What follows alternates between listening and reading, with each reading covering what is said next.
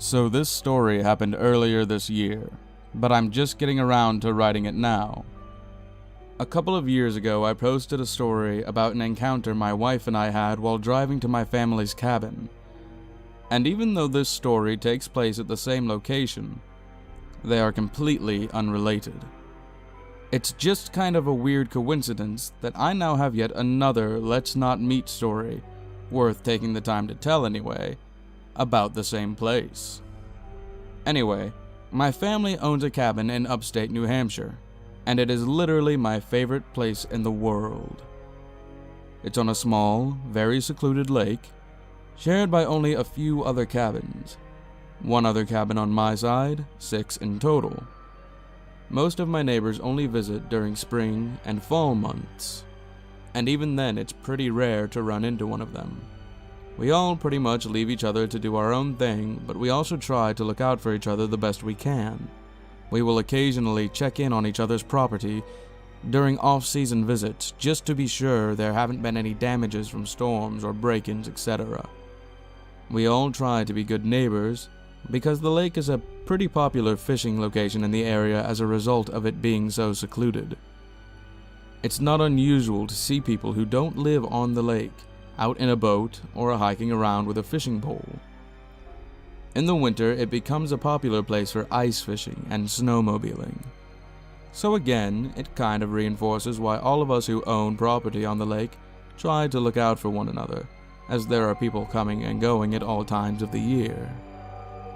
There have been a few break-ins on the lake over the last few years, but honestly, in the 30+ years I've been going up to the cabin, there have only been a handful. Occasionally, someone's canoe or kayak will go missing, but that's pretty much the worst of it, until this winter. My wife and I decided to take a week-long vacation at the cabin this winter. She was getting ready to start a new job, and I had leftover pay time off from the previous year. So we figured we should take the opportunity to get away before our schedule started to get busy again in the spring. It was sort of impromptu, but once we got the idea of spending a week alone together, relaxing by a wood stove, drinking craft beer, winter hiking, and binge-watching DVDs, we couldn't get it out of our heads. 2 weeks later, we were packed up in my father's Ford F-150 and on the road. Things got weird immediately. But first, there's a couple of things you need to know about this location. The lake basically sits in the middle of a dead zone as far as wireless reception goes. Sometimes you can randomly get a couple bars of service, but never with regularity. The isolation and feeling of being unplugged is one of the main reasons I love going up to the cabin. It becomes a lot easier to not glue yourself to your phone when you physically can't. Secondly, as mentioned before, the place is secluded. It's a solid 10-minute drive before cell reception kicks in with any sort of consistency, and about another 5 before you reach town. A couple of years ago, and after much debate within the family, we decided to break down and get a satellite dish installed, so we would have some connection with the outside world. We essentially have basic cable for news and weather, and a phone line.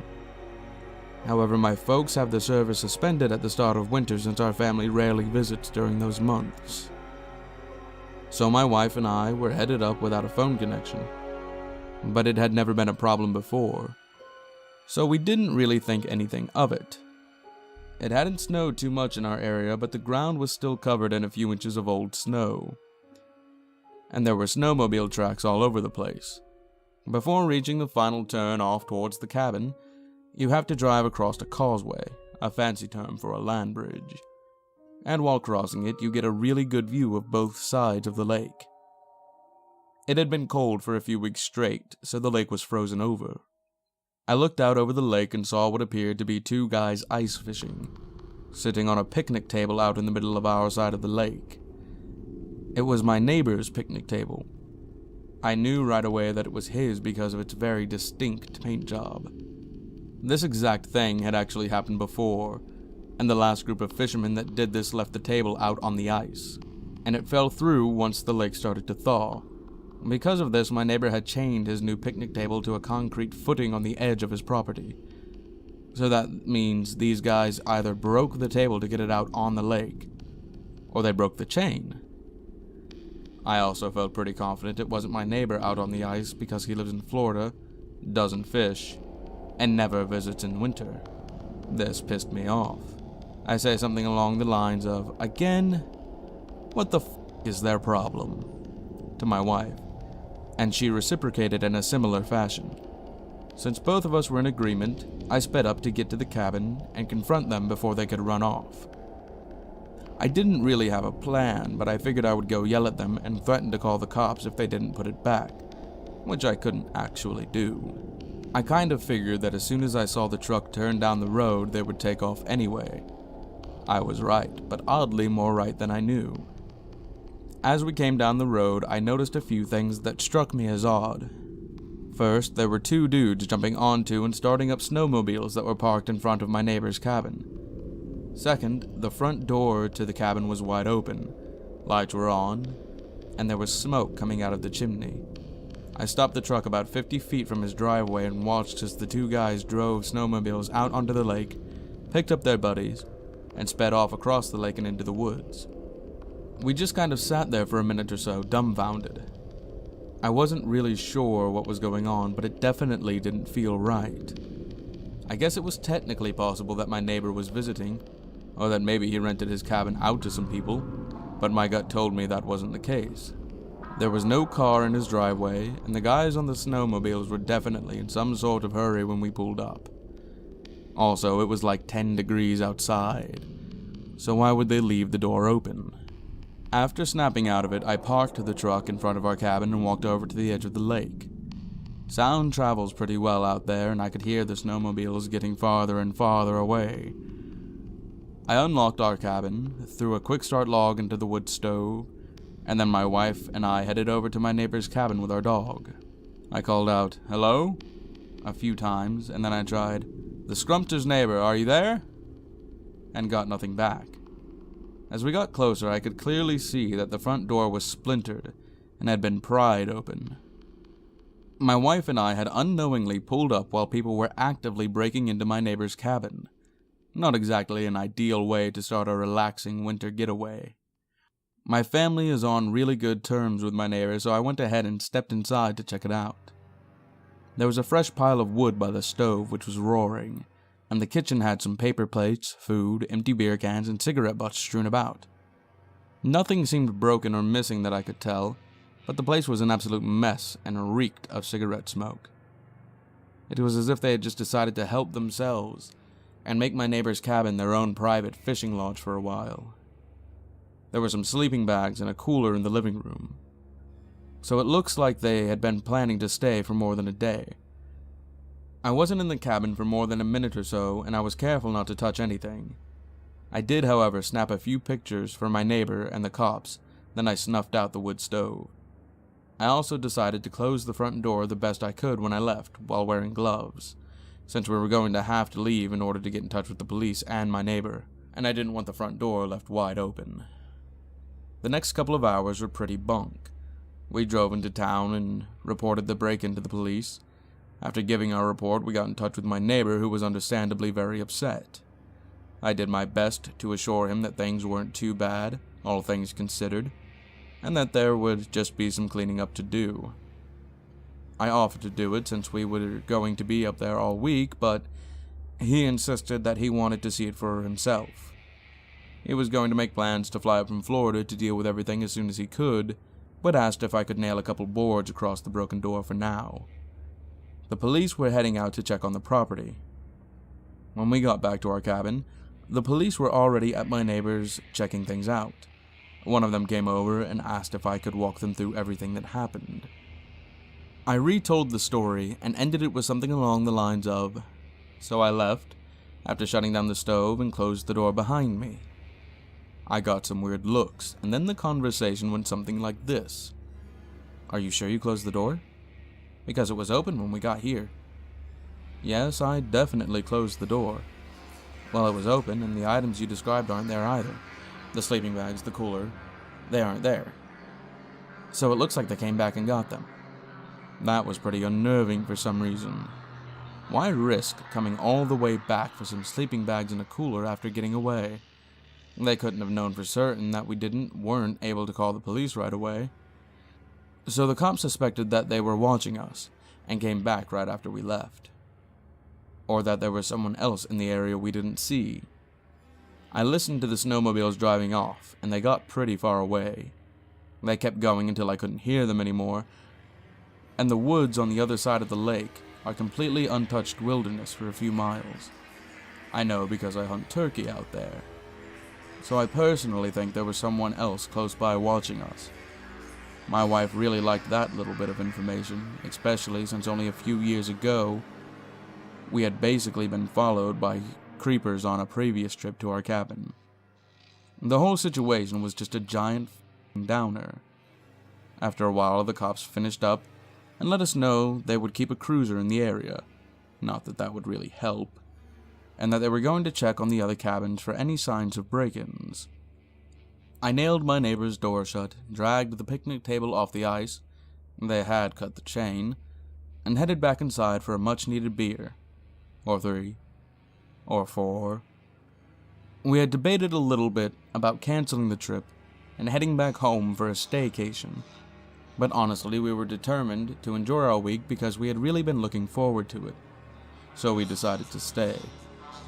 The next couple of days were great. We did exactly what we planned on doing, which was mostly nothing. We watched movies, snuggled, and drank in excess.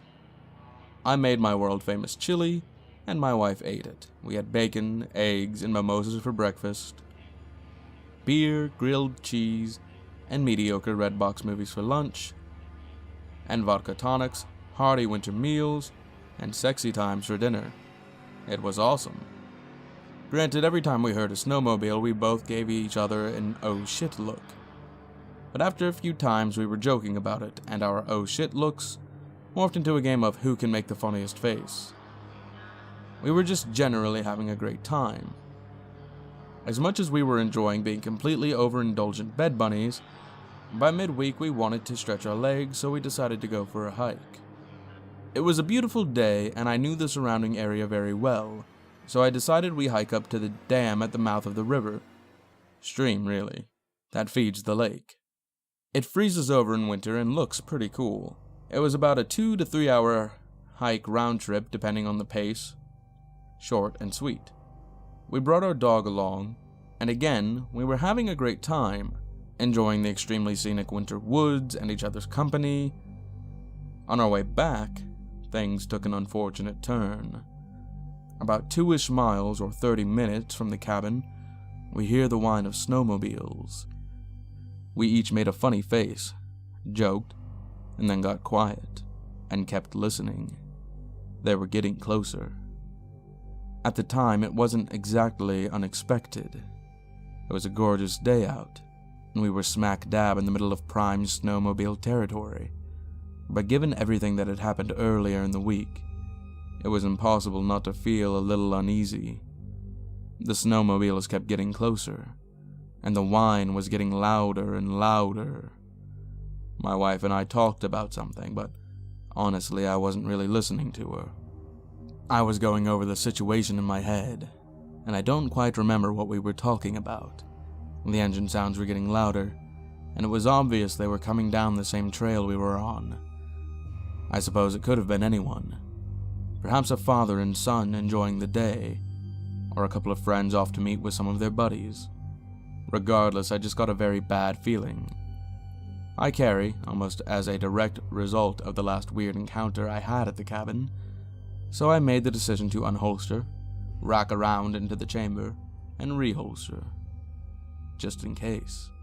Not here to debate the pros or cons of carrying a gun, but I do what I do, and did what I did, and I feel good about it. The trail we were on was about 5 to 6 feet wide, well traveled, so once the snowmobiles came into view, I picked up our dog. He's a little guy but thinks the planet Earth is his, and the rest of us are just weird, tall visitors here to grace him with treats. And then we stood off to the edge of the trail so they could pass us. I think we played it pretty standard as far as general common courtesy goes. As soon as they saw us, they both stopped in the middle of the trail about 100 feet from where we were standing. I waved. They didn't wave back. I could see that they were talking back and forth, occasionally looking at us. They seemed to finish up their conversation and then gunned their engines. Both of them started approaching us very fast and appeared to be on a line to hit us. My wife and I stepped back a few steps into the brush as they buzz us at full throttle. I'm talking inches, not feet. They continue past us for a bit and then stop and turn to look back at us. I instinctively, almost as a reflex, threw up my free arm, holding a furiously barking Boston Terrier in the other, and yelled, "What the f*** is your problem?" One of them replied with a middle finger, revved the engine a few times, and then they both took off down the trail. My wife was a wreck afterwards. I was scared, but she was really scared. The trail we were on basically ends where our property begins, so if it was the same people from earlier in the week, they would know we weren't home. We had another 30 minutes of hiking before we got back, and the whole time we could hear the snowmobiles ahead of us. They didn't disappear and get farther away like before. The whole walk back, they were completely within earshot. After about 10 minutes, we could hear that they had stopped, and then started driving around at low RPM. The engines were running, but not at full throttle. After a few minutes, we stopped and waited. They started at full blast again, this time getting farther and farther away. We waited until we couldn't hear them again, and then headed for the cabin. When we got back, there were snowmobile tracks all around the property, out front and out back. They had been circling the cabin. We had no way to call the police, so after an extremely short and extremely tense conversation, we promptly packed up, closed the cabin, and left for home. Vacation officially ruined. We contacted the police, but there wasn't much to say other than a couple of assholes on snowmobiles almost ran us over, and then drove all over our property. We may have been more selective with our words. The police were certainly sympathetic, and again, given the break-in at my neighbor's, they seemed pretty concerned about it. In the end, there wasn't much for them to do. We gave descriptions, our info, and left. The thing that gets to me the most is that even though my wife acts like it didn't bother her too much, I know it did. I've been going to that cabin my entire life, and some of the best memories I have are up there at that lake. Now I not only have one, but two terrible and frightening experiences at that cabin, where the person I love the most in this world was potentially at risk. I'd never ask her to go somewhere she doesn't feel safe, and honestly I'm not sure I feel safe going up there either anymore. The good news is that both my neighbor and my family decided to have proper alarm systems installed, so at the very least someone will be alerted to any future break-in attempts. However, it still doesn't help with the fact that when you are so far away from help, you are essentially at the mercy of others. I know and believe that the vast majority of people are good-natured, but I'm learning that all it takes is one person, or multiple in my case, to really ruin your day.